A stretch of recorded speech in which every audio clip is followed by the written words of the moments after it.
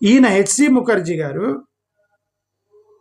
ఈయన ఏమన్నారంటే మా మా మా మతంలో కులాలు లేవు, మాకు వద్దన్నాడు. మాకు మైనారిటీ స్టేటస్ ఇవ్వండి, రిజర్వేషన్స్ అవసరం లేదు అని అన్నాడు ఈయన హెచ్సి ముఖర్జీ. దీన్ని ఎలా ట్విస్ట్ చేస్తున్నారు ఇప్పుడు? చాలామంది క్రిస్టియన్స్ అంబేద్కర్ని తిడుతున్నారు. ఏమని? అంబేద్కర్ వల్ల మాకు రిజర్వేషన్ పోయిందని. యాక్చువల్గా అంబేద్కర్ ఇప్పుడు మీ స్టేట్మెంట్లన్నీ చూపించాం మీకు. క్రిస్టియన్స్లో కూడా వివక్ష ఉంది, వాళ్ళకు కూడా రిజర్వేషన్స్ ఇవ్వాలని పెట్టాడు, డ్రాఫ్ట్లో పెట్టాడు.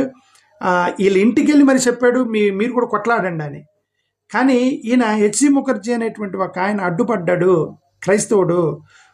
ఒక పాయింట్ అది అయిపోయిన తర్వాత కేఎం మున్షి అని ఇంకొక ఆయన ఉన్నాడు. ఈ కేఎం మున్షి అనేటువంటి ఒక కాంగ్రెస్ సీనియర్ నాయకుడు ఉన్నాడు. ఈయన బాబు రాజేంద్ర ప్రసాద్ గారిని ఈయన యాక్చువల్గా పుష్ చేశాడు 1950 షెడ్యూల్ క్యాస్ట్ ఆర్డర్ వేయడానికి. ఈ బాబు రాజేంద్ర ప్రసాద్ గారి దగ్గరికి వెళ్ళి బాబు రాజేంద్ర ప్రసాద్ గారిని మేనేజ్ చేసి వీళ్ళు 1950 షెడ్యూల్ క్యాస్ట్ ఆర్డర్ పారా 3 వేయించారు. ఇక్కడ హిందువులు తప్ప ఎవరికి కూడా షెడ్యూల్ క్యాస్ట్గా రారు అని చెప్పి బాబు రాజేంద్ర ప్రసాద్ గారు ఒక ప్రెసిడెన్షియల్ ఆర్డర్ని పాస్ చేశారు. ఓకే, అంబేద్కర్ రాసిన డ్రాఫ్ట్లో లేదు, రాజ్యాంగంలో లేదు, ప్రెసిడెంట్ ఆర్డర్ పాస్ చేశారు. ఆర్టికల్ 341 అధికారాన్ని వాడుకొని బాబు రాజేంద్ర ప్రసాద్ గారు. ఇప్పుడు 4 క్యారెక్టర్లు చెప్పాను మీకు. ఈ నలుగురు వీళ్ళు ఎవరెవరు వీళ్ళు?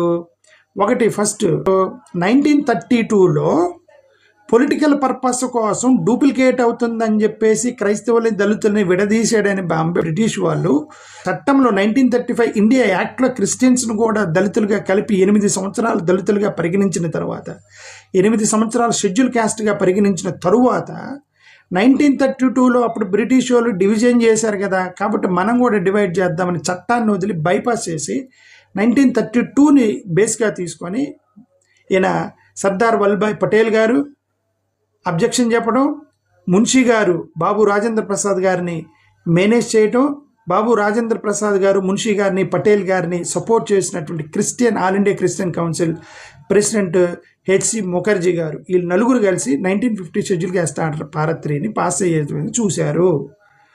ఇప్పుడు ఈ నలుగురు కామన్ పాయింట్, సర్దార్ వల్లభాయ్ పటేల్ గారు బ్రాహ్మణు, ముఖర్జీ గారు బ్రాహ్మణు, బాబు రాజేంద్ర ప్రసాద్ గారు బ్రాహ్మణు, మున్షి గారు బ్రాహ్మణు. నలుగురు బ్రాహ్మణులు కలిసి షెడ్యూల్ క్యాస్ట్ వాడికి రిజర్వేషన్ ఇవ్వాలా లేదా అనే నిర్ణయం తీసుకొని ఎత్తేసారు. షెడ్యూల్ క్యాస్ట్ వాడికి క్రిస్టియన్స్కి రిజర్వేషన్ ఉండకూడదని.